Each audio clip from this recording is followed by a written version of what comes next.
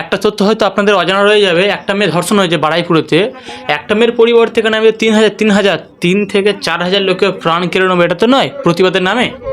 একটা কথা বলছি, যেমন বারুইপুরে যে মেয়েটা ধর্ষণ হয়েছিল, যে নাবালিকাটাকে ধর্ষণ করে তাকে খুন করে জলেতে ফেলে দেওয়া হয়েছে, দেওয়ার পরে বারুইপুরেতে সমস্ত হিন্দু মুসলিমরা মিলে যে প্রতিবাদ শুরু করেছে, ভালো প্রতিবাদ করছে।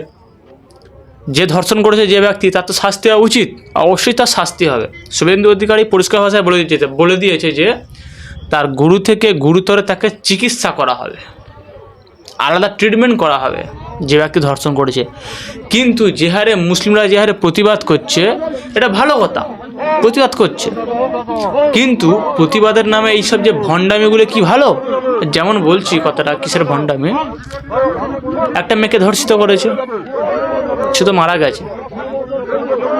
প্রতিবাদ করতে করতে যে ট্রেন লাইনে, দেখো যে ট্রেন লাইনে যে পাথরা ফেলেছে এরা, ট্রেন লাইনে পাথর ফেলেছে। একটা ট্রেন লাইনে বা একটা ট্রেনেতে কতজন করে যাত্রী ধরে?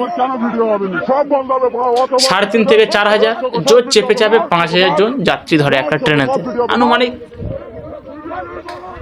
যে একটা যে পাত দেখো ট্রেনের রাস্তার উপরে যে রেখেছে, একটা ট্রেন যদি ওই পাতটির উপর থেকে যখন যাবে, তার যখন চাকা লেবে যাবে না, একটা ট্রেনের তো ম্যাক্সিমাম তো গতি থাকে, সে ট্রেনটা যদি আগে উল্টে যায়, একসঙ্গে কতজন যাত্রী মরবে?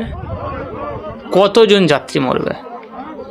তাহলে ধর্ষণের নাম করে, প্রতিবাদের নাম করে এসব কি চলছে? একটা মেয়ের পরিবর্তে তো 4 থেকে 5,000 খানা তো প্রাণ কেড়ে নেওয়ার মতো তো এরা প্রতিবাদ করছে। যে রেলকর্মী যেটা আছে, রেলকর্মীর কাজ কি?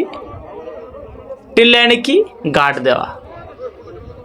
তো সেই রেলকর্মীটা কি অপরাধ করেছে? তাকে মারধর করছে এরা।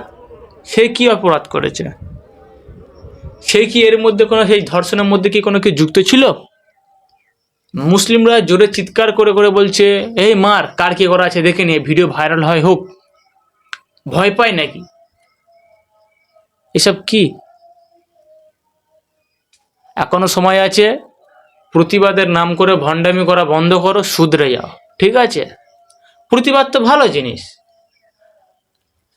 একটা মুসলিম মেয়ে ধর্ষিত হয়েছে, আমরা চাইছি কি, যে ধর্ষণ করেছে সে ব্যক্তির শাস্তি হোক, কিন্তু শাস্তির নাম করে এই যে ট্রেন লাইনে যে পাথর, এই যে পাত দিয়ে দেওয়া, দিলে তার ট্রেন যদি উল্টে যায় তো কতজন মরবে?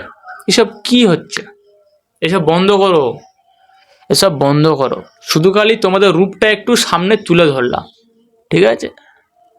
কমেন্ট করে জানাও, যে হিন্দু হোক সে মুসলিম হোক, যেই হোক, কমেন্ট করে জানাও এই যে লোহার পাত্রে যে ট্রেন লাইনের উপর রেখে এটা ঠিক করেছে না ভুল করেছে? একটা হিতে বিপরীত হতো, হ্যাঁ কি না? ভিডিওটা ভালো লাগলে একটা লাইক, কমেন্ট আর সাবস্ক্রাইব করতে ভুলবেন না। রাম রাম।